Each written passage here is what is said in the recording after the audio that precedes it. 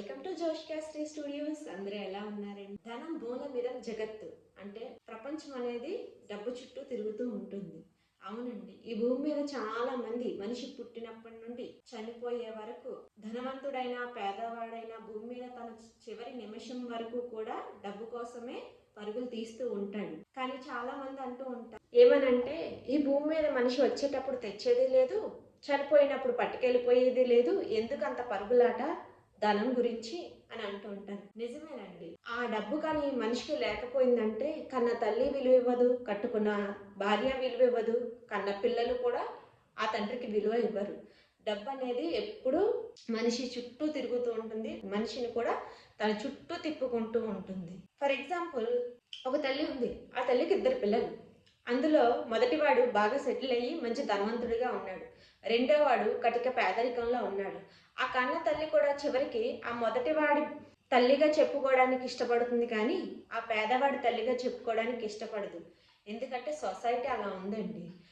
Suppose మనం ఒక ఫంక్షన్కి వెళ్ళాం, అక్కడ మనం ఎంత మంచి వాళ్ళమైనా, ఎంత నిజాయితీగా ఉన్నా, ఎంత సాయం చేసే గుణం ఉన్నా, కానీ చివరికి ఎవరైతే డబ్బుతో కూడిన మనుషులు అయి ఉంటారో వాళ్ళకే ముందు ప్రిఫరెన్స్. ఒంటి మీద కనిపించే నగలు, కట్టుకున్న బట్టలకే ఉన్న వాల్యూ మనిషికి ఉండదండి. అలాగే బెల్లం చుట్టూ చీమలు ఉన్నట్టు డబ్బు చుట్టూ బంధువులు ఉంటారనమాట. డబ్బు లేదంటే ఎక్కడ ఏ బంధువులు మనకు కనిపించరు. అదే డబ్బు ఉందనుకోండి, ఆటోమేటిక్గా ఎక్కడ లేని బంధువులు, ఎక్కడ లేని బంధాలు కూడా మన చుట్టూ తిరుగుతూ ఉంటాయి. అదేంటో విచిత్రం, డబ్బు ఉన్నవాడికి ఇంకో డబ్బు ఉన్నవాడు సాయం చేస్తాడు, కానీ అవసరమైన వాడికి, పేదవాడికి మాత్రం ఎవ్వరూ సాయం చేయరు.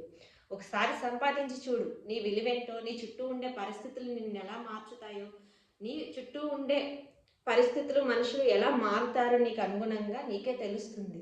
ఒకసారి ప్రయత్నించడంలో తప్పులేదు కదా. నీతితో నిజాయితీగా సంపాదించాలి. మన వల్ల ఒకరికి అన్యాయం అయితే జరగకూడదు. మనం సంపాదించేది న్యాయబద్ధంగా సంపాదిస్తున్నామా లేదా అనేదే ఇంపార్టెంట్.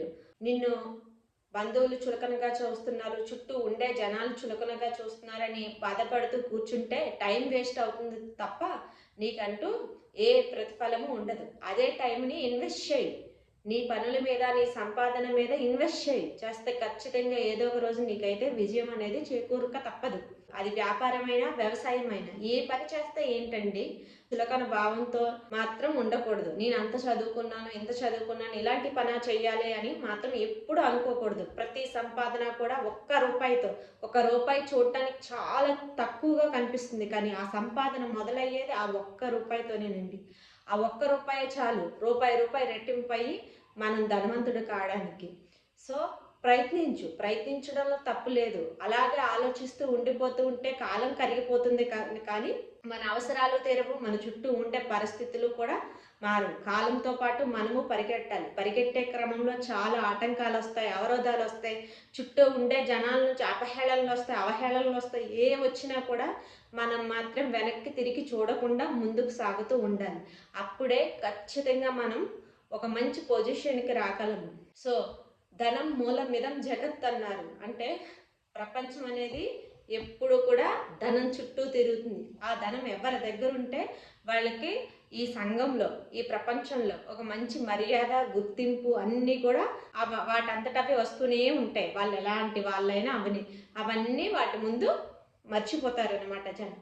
కానీ మనం సంపాదించే రూపాయి ఒక మంచిగా, నిజాయితీగా, నీతిగా, న్యాయబద్ధంగా సంపాదించుకుంటే ఆ రూపాయికి విలువ ఉంటుంది, ఆ సంపాదించిన మనకి కూడా చాలా విలువ ఉంటుందండి.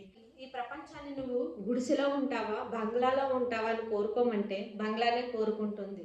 నువ్వు కాలినడకన వెళ్తావా లేకపోతే కారులో వెళ్తావా అని అడిగితే కారులోనే వెళ్తానంటుంది. సో ప్రతిదీ కూడా ఒక మంచి పొజిషన్నే కోరుకుంటాం మనం, కానీ ఆ పొజిషన్ కోరుకున్నప్పుడు, ఆ మంచి స్థాయికి వెదగాలనుకున్నప్పుడు మన వంతు ప్రయత్నం మనం ఎంత చేస్తున్నాం అనేది కూడా చాలా అంటే చాలా ముఖ్యమండి. సో ఇక నుంచన్నా అనవసర ఆలోచనలతో, అనవసరమైన వ్యాపకాలతో, అనవసరమైన నెగిటివిటీతో సమయాన్ని వృధా చేయకుండా ముందుకు సాగుదాం.